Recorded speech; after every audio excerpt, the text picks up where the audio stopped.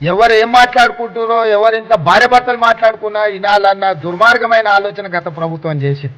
ఆయన మాట్లాడుతుండకి ఏం చేయాలి? కొద్దిమంది విన్నామని 10 లక్షల ఫోన్లు ట్యాప్ చేసిండు కేసీఆర్. చేస్తే గీస్తే ఒకడో ఇద్దరు లుచ్చగన్న ఫోన్లు ట్యాప్ చేసిండు. ఏ పనే మంది సంసారాలలో ఏది వచ్చి చూసే పని మీకు? ఎవడన్నా సిగ్గునోడు అట్లా మాట్లాడతాడా? ఇంటే విన్నాం కొంతమంది ఫోన్లు, ఇంటే ఏమవుతుందట?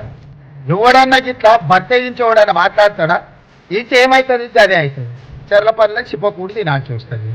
ఇప్పుడు వాళ్ళు చెప్పినట్టు తిన్న అధికారులు ఈరోజు ఊచలు లెక్క పెట్టు.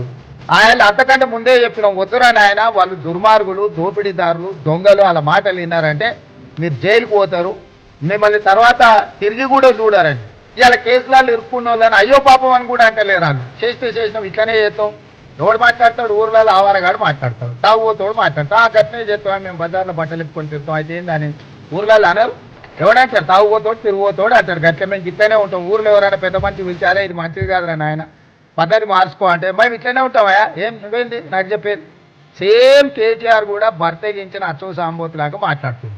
దాని ఫలితం దానికి ఉంటుంది. కాకపోతే దాని ఒక క్రమ పద్ధతిలో విచారణ చేసి చట్టపరంగా చర్యలు తీసుకోవాలి. కాబట్టి విచారణ జరుగుతుంది.